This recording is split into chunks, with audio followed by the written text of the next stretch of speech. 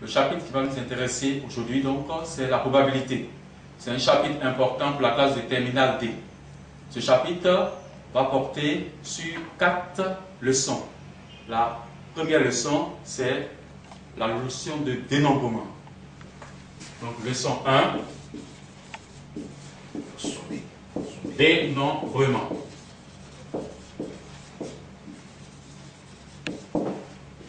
Donc, en grand 1, nous allons donc revenir sur les éléments concernant les ensembles. Donc, complément sur les ensembles. En 1.1, nous verrons ce que on entend par cardinal d'un ensemble. Le cardinal d'un ensemble désigne le nombre d'éléments qui composent cet ensemble. En exemple, j'ai l'ensemble A, dont les éléments sont les suivants. L'ensemble A est composé de 1, 2, 3, 4 éléments. Donc nous dirons donc que le cardinal de l'ensemble A est donc égal à 4. Comme propriété à retenir, si nous avons deux ensembles A et B non finis, le cardinal de A union B égale donc au cardinal de A plus le cardinal de B moins le cardinal de A inter B. Donc, la première notion à retenir sur ce chapitre, c'est la notion de cardinal. Cardinal d'un ensemble. Alors, 1.2, produit cartésien. Pour cerner donc cette notion, nous allons passer par une activité. Yao doit se rendre à une kermesse.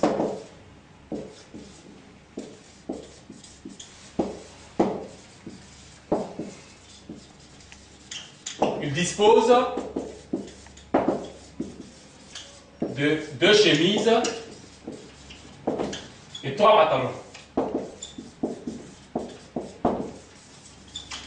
Alors la question à nous poser est la suivante: de combien de façons différentes Yao peut-il s'habiller? De combien de façons différentes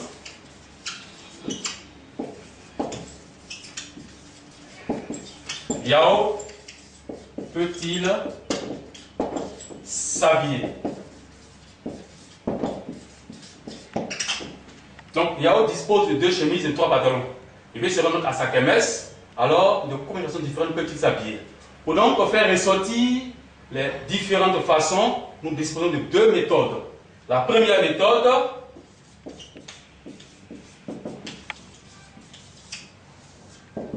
c'est la méthode dite de l'arbre de choix. Donc, nous désignons par C l'ensemble des chemises. Yao a 2 chemises, chemise 1 et chemise 2. On nommera C1 et C2. Et nous désignons par grand P l'ensemble des pantalons. Yao dispose de 3 pantalons, P1, P2 et P3. Donc, pour donc savoir de combien de façons Yao pourra-t-il s'habiller, alors l'arbre de choix sera conçu de la façon suivante. Donc, le produit en croix sera donc mis en évidence par d'abord un arbre de choix. Donc, cet arbre de choix sera conçu de la manière suivante. C1 pour les chemises 1, C2 chemise 2.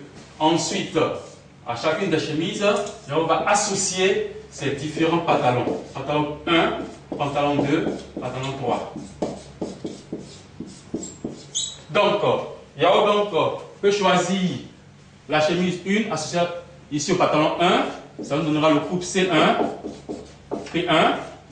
Ensuite, C1, P2, C1, P3. Voici donc 3 combinaisons différentes où c'est la chemise C1 qui sera donc choisie par Yao. Ensuite, Yao peut donc choisir la chemise C2 qui va associer au pantalon P1 ou C2 au pantalon P2 ou C2 au pantalon P3. Donc, ce table de choix nous fait ressortir 1, 2, 3, 4, 5, 6 façons différentes dont Yahoo dispose pour s'habiller pour aller à cette kermesse.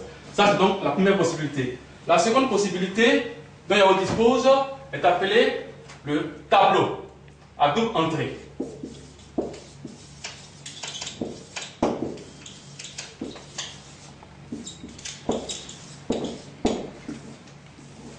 Donc, ce tableau, il est conçu de la sorte. Ici, les chemises. Et ici, les pantalons. Donc, chemise 1 et chemise 2. Pantalon 1, pantalon 2, pantalon 3. Donc, ici, nous aurons C1, P1, C1, P2, C1, P3, C2, P2, C2, P2, C2, P3. Donc, le tableau de l'entrée fait également ressortir les différentes combinaisons dont Yahoo dispose. Donc, que ce soit l'arbre de choix ou le tableau de l'entrée, on voit bien que Yahoo dispose donc de 6 possibilités pour s'habiller, pour se rendre donc à cette kermesse. Donc, ces deux possibilités nous permettent donc de mettre en évidence ce qu'on appelle en mathématiques le produit en croix. Donc ici, nous avons combiné à la fois C à P. Et on remarque que pour chaque combinaison, nous avons des couples. Et ces couples sont tels que, dans chaque couple, le premier élément désigne une chemise et le second élément désigne un pantalon. Donc chacun de ces couples est donc élément de l'ensemble appelé produit cartésien C, P. Donc C croix P. Le produit cartésien des ensembles C et des ensembles P. Et ce produit cartésien a pour élément les différentes combinaisons que nous avons mis en évidence à partir de l'arbre de choix et également du tableau à double entrée. Donc C1, P1, C1, P2, C1, P3 et ensuite C2, P1, C2, P2, C2, P3. Donc, nous retenons que le produit cartésien de deux ensembles C et P, c'est tout simplement l'ensemble des couples dont le premier élément est élément de C et le second élément est élément de P. Donc, en définition, on va donc retenir que si nous avons deux ensembles A et B, les ensembles finis bien sûr, on appellera produit cartésien de A par B l'ensemble des couples dont le premier élément est élément de l'ensemble A et le second élément est élément de l'ensemble B.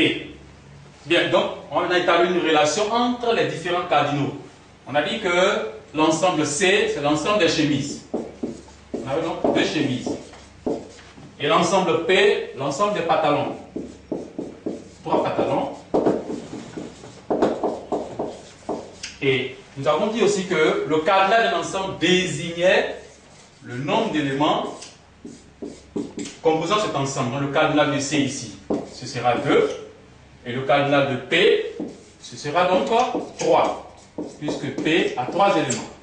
Et on a montré aussi que l'ensemble C, 3P, avait pour élément C1, P1, C1, P2, C1, P3, C2, P1, C2, P2, C2 et P3.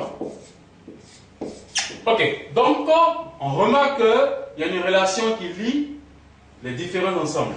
Donc si nous cherchons le cardinal de C croix P, donc cardinal de C croix P, on dit le nombre d'éléments que contient l'ensemble C croix P, on a 1, 2, 3, 4, 5, 6.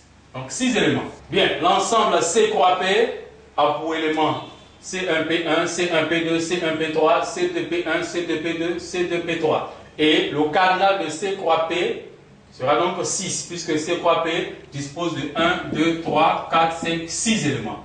Maintenant, la relation à établir, c'est entre le cardinal de C croix P et le cardinal de C et le cardinal de P. Donc, nous remarquons tout de suite que le cardinal de C multiplié par le cardinal de P nous donne aisément le cardinal de C croix P.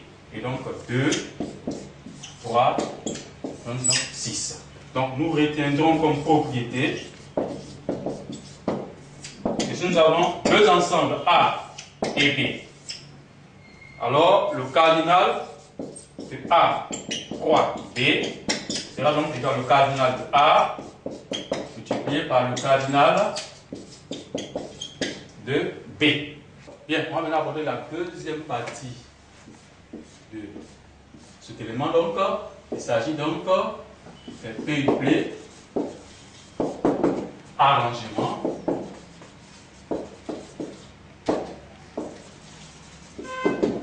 et combinaison.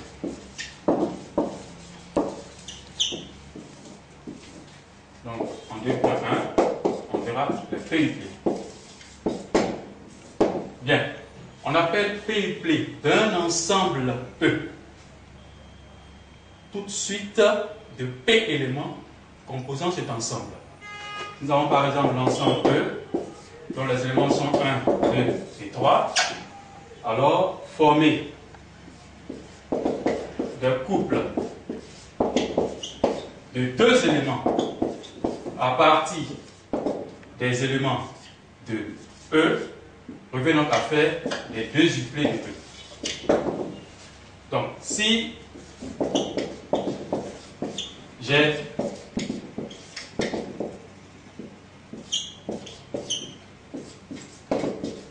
ces éléments, je remarque que ici je dispose de 1, 2, 3 éléments appartenant à l'ensemble E. Donc ici donc on parlera de 3 duplés de E. Donc on appelle PUP de E toute suite d'éléments partant de l'ensemble E, composant donc ces différentes façons donc de combiner ces éléments de E. Donc, si nous avons des suites d'ensembles composant deux éléments de E, on parlera de deux duplés. Des suites d'ensembles formés de trois éléments de E, on parlera de trois duplés.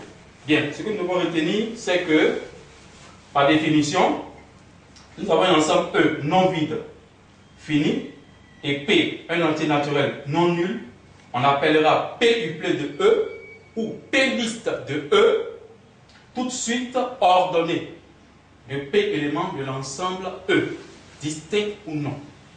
Bien. Revenons donc sur l'ensemble E, dont les éléments étaient à 0, 1 et 3. Nous avons dit que les deux duplés de E, c'était tout simplement l'ensemble des éléments de E combinés 2 à 2. Donc ici, 0, 1, 0, 3, 0, 0, 1, 3, 3, 1, sont donc des deux duplés de E. Nous remarquerons que ces deux duplés de E sont des éléments du produit cartésien E, 3, E. Si nous avons également des trois duplés de E, à savoir 1, 0, 3, 0, 0, 0, 1, 1, 3. Ces différents éléments appartenant aux trois duplés de E sont des éléments du produit cartésien E, 3, E. Et donc, à partir donc de ces indications, on pourra donc déterminer aisément le cardinal de E croix E lorsqu'il s'agira de deux duplés et le cardinal de E croix E lorsqu'il s'agira de trois duplés. Donc, ici, on retiendra donc que pour avoir le nombre total de deux duplés de E, alors il faut chercher simplement le cardinal de E, 3, E. Pour avoir le nombre total de 3 duplés de E, il faut donc chercher le cardinal de E, croix E, 3, E. Donc nous avons comme propriété que si nous avons un ensemble grand E, non vide, et un entier naturel P, alors le produit cartésien E, 3 fois P fois P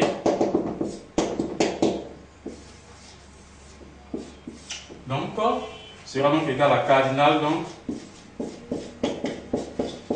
de E exposant P égale donc à cardinal de E le tout exposant P.